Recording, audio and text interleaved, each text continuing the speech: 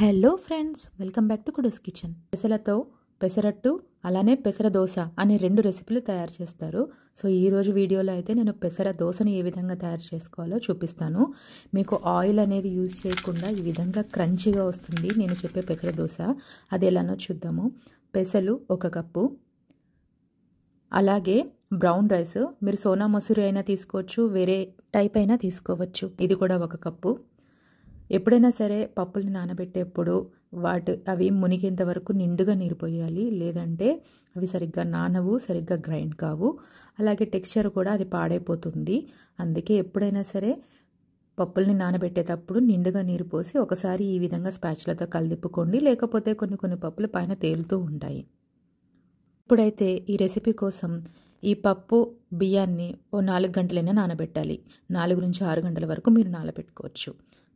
నానబెట్టుకున్న తర్వాత పప్పు మరియు బియ్యంలో ఉండే దుమ్ము మొత్తం పోయేలా 3 నుంచి 4 సార్లు వాష్ చేసి శుభ్రంగా ఆ తర్వాత మిక్సీ జారుతో గ్రైండ్ చేసుకోవాలి.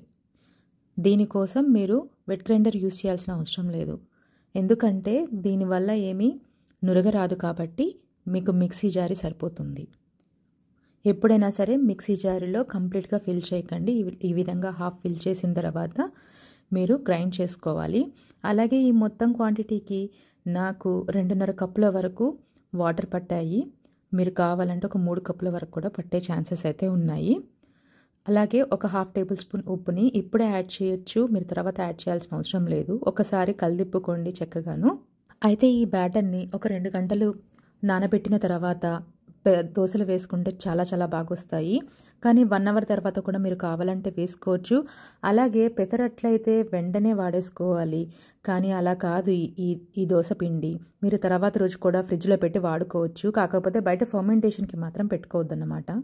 ఇప్పుడైతే ఎంతో హెల్దీగా చేసుకుంటున్న పెసరట్లకి అంతకంటే హెల్దీగా ఉండే ఒక పచ్చడిని తయారు చేసుకుందాం. దానికోసం 1/2 టేబుల్ స్పూన్ ఆవాలు, అలాగే 1/2 టేబుల్ స్పూన్ జీలకర్రను వేయండి. అవి కొద్దిగా వేగాక ఒక 10 కరివేపాకుల్ని వేయండి.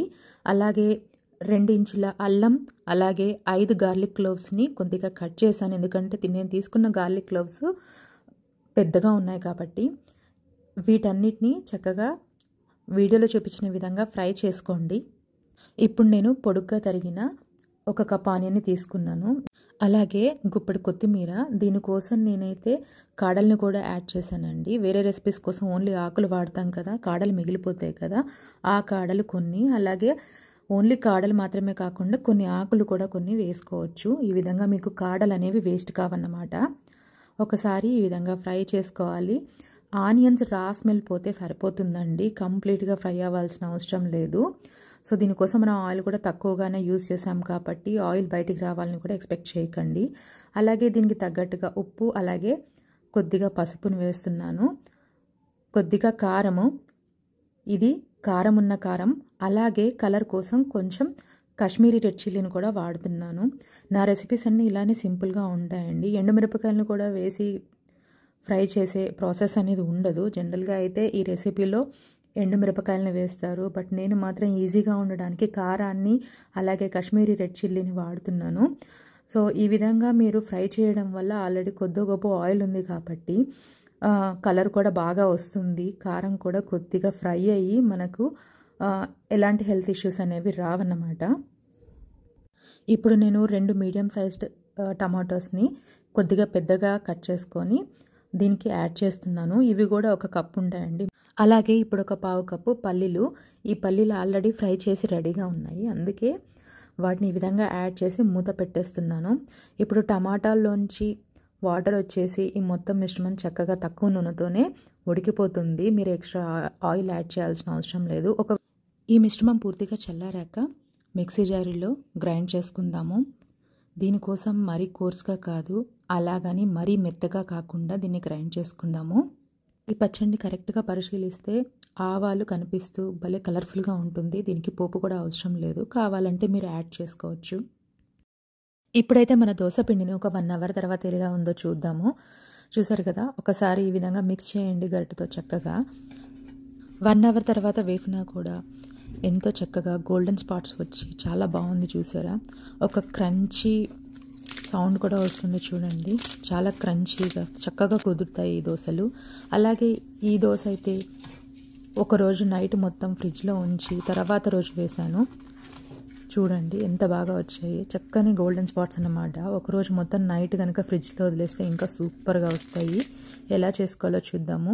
పెనాన్ని చక్కగా కాలనిచ్చి ఆ తర్వాత నీటితో కొద్దిగా టెంపరేచర్ని కంట్రోల్ చేసుకోవాలి.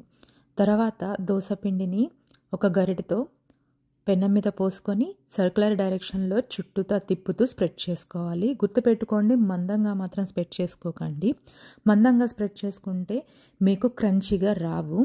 అలాగే ఇక్కడ చూసారు కదా, వైట్ స్పాట్స్ ఉన్న చోట పెనాన్ని జరుపుకుంటూ అన్ని వైపులా కాలేలా చూసుకోవాలి. అలాగే దోశని మీడియం ఫ్లేమ్లో కనుక కాలనిస్తే చాలా బాగా క్రంచీగా ఇప్పుడు వీడియోలో చూపించిన విధంగా వస్తాయి. చూసారు కదా, ఆఖరికి సర్క్యులర్ డైరెక్షన్స్లో స్ప్రెడ్ అయినట్టుగా మీకు ఆ బ్రౌన్ స్పాట్స్ కూడా వచ్చాయి చూసారా, అవి కూడా చాలా ఇంపార్టెంట్ అన్నమాట దోశలకి. సో ఇప్పుడు చూసారా, ఎన్ని దోశలు వేసినా కూడా అలాగే క్రంచీగా వితౌట్ ఆయిల్ చాలా చక్కగా వస్తాయి. నేను చెప్పిన అన్ని టిప్స్ ఫాలో చేస్తూ ఈ పెసర దోశను కనుక మీరు వేసుకుంటే ప్రతి ఒక్క దోశ క్రంచీగా చాలా బాగా వస్తాయి. ఈ పెసర దోశ రెసిపీ ఎలా అనిపించిందండి మీకు? బాగుందా? బాగుంటే ఒకసారి కమెంట్ చేయండి. అలాగే నా వీడియోకి లైక్ చేయండి, మీ ఫ్రెండ్స్తో షేర్ చేయండి. నా ఛానల్కి సబ్స్క్రైబ్ చేసుకోవడం మాత్రం మర్చిపోకండి. బాయ్.